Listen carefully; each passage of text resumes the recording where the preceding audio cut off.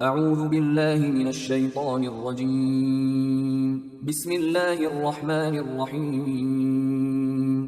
سورہ مریم آیات نمبر 51 تا 63 میں موسیٰ علیہ السلام، اسماعیل علیہ السلام اور ادریس علیہ السلام کا ذکر۔ یہ سب وہ لوگ ہیں جنہیں اللہ نے ہدایت بخشی تھی، لیکن ان کے جانشین بنی اسرائیل اور قریش گمراہی میں مبتلا ہو گئے۔ اللہ کی طرف سے تنبیہ کہ منکرین کا ٹھکانہ جہنم ہوگا، جبکہ ایمان لانے والے ہمیشہ ہمیشہ کے لیے جنت میں رہیں گے۔ اعوذ باللہ من الشیطان الرجیم۔ واذکر فی الکتاب موسیٰ انہ کان مخلصا وکان رسولا نبیا۔ اور اے پیغمبر صلی اللہ علیہ وآلہ وسلم، اس کتاب میں موسیٰ علیہ السلام کا ذکر بھی کیجیے، بلا شبہ وہ ہمارا خاص منتخب بندہ تھا اور صاحب رسالت نبی تھا۔ وَنَادَيْنَاهُ مِن جَانِبِ الطُّورِ الْأَيْمَنِ وَقَرَّبْنَاهُ نَجِيًّا۔ اور ہم نے اسے کوہ طور کی داہنی جانب سے آواز دی اور شرف ہم کلامی بخشنے کے لیے اپنا قرب عطا کیا۔ وَوَهَبْنَا لَهُ مِن رَّحْمَتِنَا أَخَاهُ هَارُونَ نَبِيًّا۔ اور ہم نے اپنی رحمت سے اس کے بھائی ہارون علیہ السلام کو نبی بنا کر اس کو مددگار کے طور پر عنایت کیا۔ وَاذْكُرْ فِي الْكِتَابِ إِسْمَاعِيلَ إِنَّهُ كَانَ صَادِقَ الْوَعْدِ وَكَانَ رَسُولًا نَبِيًّا۔ اور اے پیغمبر صلی اللہ علیہ وآلہ وسلم، اس کتاب میں اسماعیل علیہ السلام کا ذکر بھی کیجیے، بلا شبہ وہ اپنے وعدے کا سچا تھا اور صاحب رسالت نبی تھا۔ وَكَانَ يَأْمُرُ أَهْلَهُ بِالصَّلَاةِ وَالزَّكَاةِ وَكَانَ عِندَ رَبِّهِ مَرْضِيًّا۔ وہ اپنے گھر والوں کو نماز پڑھنے اور زکوٰۃ ادا کرنے کا حکم دیتا تھا اور اپنے رب کے نزدیک ایک پسندیدہ انسان تھا۔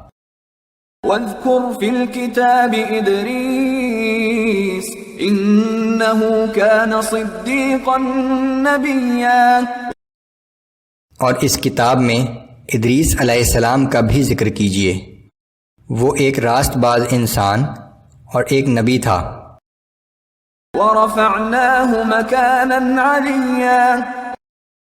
اور ہم نے اسے بڑے ہی بلند مرتبے تک پہنچا دیا تھا۔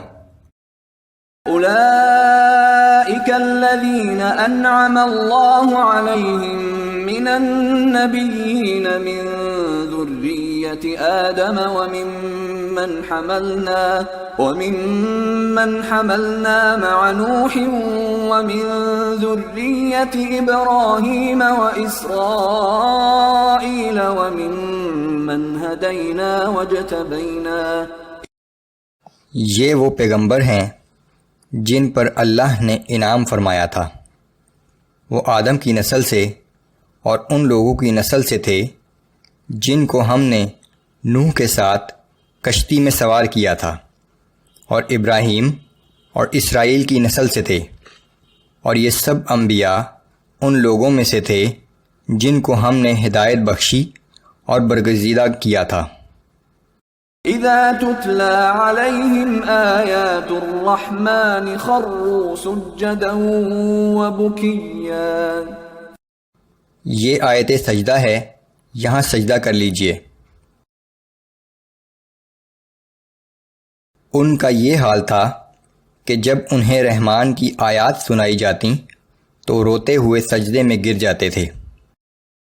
فخلف من بعدهم خلف اضاعوا الصلاة واتبعوا الشهوات فسوف يلقون غيا۔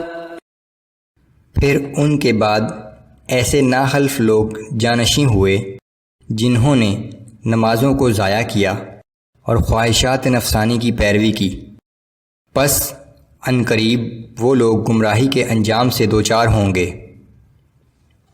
إلا من تاب وآمن وعمل صالحا فأولئك يدخلون الجنة ولا يظلمون شيئا، سوائے ان لوگوں کے جنہوں نے توبہ کی، ایمان لائے اور نیک عمل بھی کیے، سو ایسے لوگ جنت میں داخل ہوں گے اور ان کی ذرا بھی حق تلفی نہ کی جائے گی۔